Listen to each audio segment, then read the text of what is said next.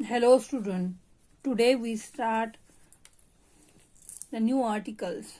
Diathermalous substance, athermalous substance and perfectly black body and Fairy's black body. These three articles are very important for the board exam as well as for solving the CET problems. First one is diathermalous substance. A substance through which radiation can pass or transmit is called as a diathermalous substance.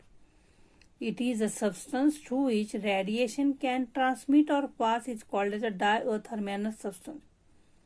So, coefficient of transmission T small t is not equal to 0. Example is glass, quartz, sodium chloride, hydrogen, oxygen, dry air, etc. म्हणजे काय बघा की असा हा substance आहे ज्यामधनं radiation काय होतं pass होतं त्या सबस्टन्सला काय म्हणायचं डायओथर्मॅनस सबस्टन्स. सबस्टन्समधनं रेडिएशन ट्रान्समिट होतात किंवा पास होतात त्याला काय म्हणायचं डायओथर्मॅनस substance. A coefficient of transmission is not equal to 0. Coefficient of transmission is not equal to 0. Then example काय म्हणता येईल आपल्याला बघा ग्लास आहे क्वार्ट्स आहे सोडियम क्लोराईड आहे hydrogen oxygen dry air etcetera. It is neither a good absorber or a good reflector, but it is a good transmitter. हा transmit करतोय म्हणजे it is a good transmitter. Then it is neither good absorber, good absorber नाही आणि good reflector पण नाही, परंतु good काय आहे ट्रान्समिटर आहे. Second one, athermalous substance. Athermalous substance is substance through which radiation cannot pass. Substance through which radiation cannot pass is called as a athermalous substance. ज्यामध्ये radiation pass होत नाही म्हणजे coefficient of transmission T is equal to काय येणार 0 येणार. A substance to which radiation cannot pass और cannot transmit is called as a athermalous substance. T is equal to 0. Then example water, wood, iron, copper, moist air. Water, wood, iron, copper, moist air. So it is a good reflector. It is a good reflector and a poor transmitter and a poor absorber. हा जो आहे हा काय करतो बघा transmit करत नाही. Transmission T is equal to 0 असतो म्हणजे हा काय करणार जी लाईट जी रेडिएशन इन्सिडेंट झाली हा काय करणार रिफ्लेक्ट करणार आणि थोडीफार काय करून घेणार तो ॲब्सॉर्ब करणार आणि म्हणून हा काय आहे it is a good reflector and a poor absorber. Example काय येतं बघा water, wood, iron, copper, moist air. Then next article is perfectly black body. Perfectly black body means a body which absorbs all the radiant energy or the radiant heat incident on it is called as a perfectly black body. ही अशी एक body आहे की याच्यावर जी आपण रॅडियंट energy और रॅडियंट heat incident करू कुठल्याही वेवलेंथची तर ती सगळीच्या सगळी काय करून घेतो ॲब्सॉर्ब करून घेतो. त्याला काय म्हणायचं perfectly black body. A body which can absorb all the radiant heat incident on it is called as a perfectly black body. म्हणजे हा काय करून घेतो सगळीच्या सगळी radiant energy radiant heat absorb करून घेतो. म्हणजे आपल्याला मागील लेक्चरला आपण बघितलं A plus R plus T is equal to 1. Coefficient of absorption that is a quantity of radiant heat absorbed by the body to the total quantity of radiant heat incident on it. Coefficient of reflection, it is the ratio of quantity of radiant heat reflected by the body to the total quantity of radiant heat incident on it. Third one, coefficient of transmission T is equal to, it is the ratio of quantity of radiant heat transmitted by the body to the total quantity of radiant heat incident on it. So A plus and also we know that a plus small r and a plus r plus t is equal to 1. Then here coefficient of absorption is equal to a, therefore t is equal to 0, r is equal to 0. The body is absorb all the radiant energy incident, so there is no reflection zero and transmission zero. So reflect करायला काही उरणार नाही, transmit करायला उरणार नाही. त्यामुळे coefficient of absorption for the perfectly black body is equal to काय असतो, 1 असतो.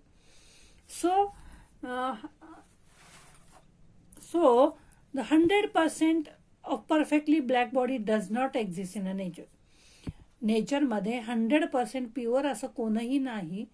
मग लॅम्प ब्लॅक जो आहे और प्लॅटिनम ब्लॅक, लॅम्प ब्लॅक जे आहे आणि प्लॅटिनम ब्लॅक जे आहे, it absorb 98%.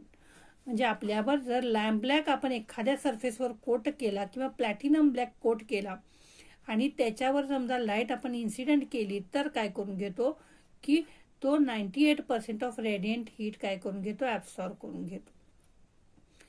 Then, so the lamp black or platinum black is treated or behave or considered as a perfectly black body. Lamp black or platinum black behave or considered as a perfectly black body or treated as. And radiant energy absorbed depends upon nature of surface of the body. समजा एखादी body किती radiant heat absorb करणार आहे हे कशावर depend आहे, nature of surface of the body. समजा त्या बॉडीचा सरफेस रफ असेल किंवा जर ब्लॅक केला, surface is blacked, then it absorb the large quantity of heat.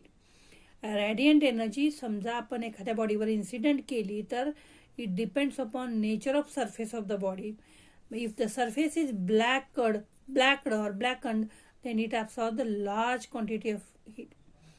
If we polish the body, if the body is polished, then it absorbs the large quantity of radiant heat. If body is polished, then it absorbs the large quantity of heat and absorbs the less quantity of heat. If the body is polished, then polished surface काय करतो, light जी आहे ती काय करतो, reflect करतो. जास्तीत जास्त amount of light reflect करतो आणि थोड्याफार अमाऊंट ऑफ काय करतो, ॲब्सॉर्ब करतो. So good absorber is a good emitter and bad absorber is a bad emitter. Good absorber is a good emitter and bad absorber is a bad emitter. Means समजा एखाद्या बॉडीनं रॅडियंट heat absorb करून घेतली, तो आपल्याजवळ ठेवेल का, नाही. तो काय करणार, इमिट करणार, बाहेर टाकणार. म्हणजे एखाद्या बॉडीनं गुड ॲब्सॉर्बर असेल तर तो काय असणार, गुड इमिटर असणार. म्हणजे जास्तीत जास्त अमाऊंट ऑफ जो ॲब्सॉर्ब करतो तो जास्तीत जास्त अमाऊंट ऑफ बाहेर टाकणार. बॅड ॲब्सॉर्बर म्हणजे जो कमी अमाऊंट ऑफ जर त्याने ॲब्सॉर्ब केली तर कमी अमाऊंट ऑफ काय करणार, तो बाहेर टाकणार. So the good absorber is a good emitter and bad absorber is a bad emitter. Bad absorber is a good reflector and bad reflector is a good absorber. म्हणजेच आपल्याला असं म्हणता येईल, जो बॅड ॲब्सॉर्बर आहे, ॲब्सॉर्ब करत नाही म्हणजे तो काय करतो, रिफ्लेक्ट करतो. जो ॲब्सॉर्ब करत नाही याचा अर्थ रिफ्लेक्ट करतो, म्हणजे गुड रिफ्लेक्टर असणार. आणि समजा बॅड रिफ्लेक्टर असेल तर तो काय असणार, गुड ॲब्सॉर्बर असणार. गुड ॲब्सॉर्बर असणार. Bad absorber is a good reflector and bad reflector is a good absorber. Means here we know that perfectly black body, these all points are very important. The perfectly black body, a body which absorbs all the radiant heat incident on it. So the coefficient of absorption for the perfectly black body is equal to 1 असतं, T is equal to 0 असतं, R is equal to 0 असतं. 100% of perfectly black body does not exist in a nature. नेचरमध्ये available नाही. त्याच्यानंतर lamp black जो आहे किंवा platinum black जो आहे, it acts as a behaves as a considered as a perfectly black body. And radiant energy absorb is depends upon nature of surface of the body. If the surface is blackened or if the surface is rough, then it absorbs the large quantity of heat. And if the body is polished, if the surface of the body is polished, then it absorbs the large quantity of heat. So the good absorber is a good emitter. Means समजा एखाद्या बॉडीनं absorb जास्त केली तर तो जास्तीत जास्त amount of बाहेर जास्त टाकणार. आणि bad absorber is a bad emitter. Then Fery's black body. Fery's black body consist of double-walled hollow metal sphere. It consists of double-walled hollow metal sphere. This is a double-walled hollow metal sphere. Then it having very small hole or aperture. इकडे बघा, it is having very small hole or aperture. In the front of hole there is a conical projection. Here one is a conical projection. And inner surface is coated with a lamp black. Inner surface of the sphere is coated with a lamp black. And outer surface is polished or silver polished. Outer surface is silver polished. Then here we consider the construction. Look at the construction. Ferry's black body consists of double-walled hollow metal sphere. Ferry's black body consists of double-walled hollow metal sphere. It having very small hole or aperture. In the front of hole there is a conical projection. This one is the conical projection. Then to avoid the back reflection, if the radiant energy is incident to the hole, then it avoids the back reflection, so there is a conical projection. Then inner surface is coated with a lamp black. And outer surface is silver polished. म्हणजे काय बघा की fairies black body मध्ये काय असतं, double walled hollow metal sphere आहे. हा मेटलचा आहे, डबल वॉल्ड आहे, मेटल स्पियर आहे. याला एक छोटस होल आहे, होल किंवा त्याला आपण अपर्चर म्हणू शकतो. होलच्या समोर एक कोणासारखा भाग आहे, कोनिकल प्रोजेक्शन म्हणायचं. हे कशासाठी आहे, to avoid the back reflection. म्हणजे ह्या आपण होल मधनं रॅडियंट एनर्जी किंवा रॅडियंट हीट आपण इन्सिडेंट करणार आहे, ती आहे तशी परत जाऊ नये यासाठी, बॅक रिफ्लेक्शन होऊ नये यासाठी काय आहे, कोनिकल प्रोजेक्शन आहे. आतला जो सरफेस आहे याला कशानं कोट केलेलं, लॅम्प ब्लॅकनं कोट केलेला आहे. आणि आउटर सरफेस आहे तो काय केलाय, सिल्वर पॉलिश्ड आहे. आउटर सरफेस काय केलाय, सिल्वर पॉलिश केलेलं. म्हणजे कन्स्ट्रक्शन बघा की it consist of hollow double walled metal sphere which having small hole or aperture. In the front of hole there is a conical projection to avoid the back reflection.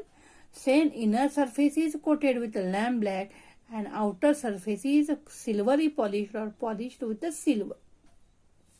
Then construction means if the radiant energy, construction then working, radiant energy is incident through the hole inside the sphere.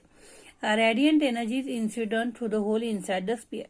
Here, first for this conical projection is also coated with a lamp black. Then multiple reflection takes place. Multiple reflection means first the radiation is incident on it. This part is absorbed the 98% of radiant heat and 2% is reflected and which is incident on the inner wall. Then this absorbs the 2% of radiant heat and 2% is 98% of radiant heat, then 2% is reflected, so the reflection takes place, and so the within a few reflection all the radiant energy is absorbed by the inner wall. So sphere absorbs the 100% of radiant heat and acts as a perfectly black body. So इकडे बघा की रॅडियंट energy आपण काय करायचं, hole मधनं आत incident करायची. पहिल्यांदा ते कोनिकल प्रोजेक्शनच्या त्याच्यावर इन्सिडेंट होणार. तिथला जो भाग आहे तो पहिल्यांदा 98% काय करून घेणार, ऍब्सॉर्ब करून घेणार. 2% काय करणार, रिफ्लेक्ट करणार. 2% ती रिफ्लेक्ट झालेली आहे ते हो आतल्या स्पियरच्या वॉलवर इन्सिडेंट होणार आणि त्या 2% मधले 98% परत तिथला वॉल काय करून घेणार, ऍब्सॉर्ब करून घेणार. उरलेले जे 2% आहे ते रिफ्लेक्ट करणार. अशा रीतीनं काय होणार, थोड्याफार रिफ्लेक्शन नंतर सगळीच्या सगळी रॅडियंट एनर्जी काय करून घेणार, इनर सरफेस काय करून घेणार किंवा इनर वॉल काय करून घेणार, ऍब्सॉर्ब करून घेणार आणि मग तो स्पियर काय करणार, 100% काय करून घेणार, ऍब्सॉर्ब करून घेणार आणि मग it's acts age a perfectly black body. Because lamp black हा काय करतो, फक्त 98% ऍब्सॉर्ब करून घेतो आपल्याला ब्लॅक बॉडी अशी पाहिजे की ती 100% त्याने ऍब्सॉर्ब केलेली पाहिजे. त्यासाठी इट इज आपल्याला फेरीज ब्लॅक बॉडी अशी वापरली की तो 100% रेडियंट हीट ऍब्सॉर्ब करणार आणि परफेक्टली ब्लॅक बॉडी म्हणून ऍक्ट झाली. Then construction as well as the working. Look at radiant energy incident through when the radiant energy is incident through inside the spherical surface. Radiant energy is incident through the inside the spherical surface. Then multiple reflections takes place. Within a few reflection, all the radiant energy is absorbed by the inner wall or inner sphere. Within a few reflection, all the radiant energy is absorbed by the inner wall, and so the sphere acts 100% of radiant heat and acts as a perfectly black body. So the sphere acts as a perfectly black body. Similarly, the scientist Viney used a cylindrical body with a vertical slit. Viney used the cylindrical body with a vertical slit as a aperture, gives greater effective area as a perfectly black body. Fairies, the scientist Fairy as well as the Viney perform the perfectly black body. For that, the Viney used the cylindrical body with a vertical slit as a aperture and gives the effective area as a perfectly black body.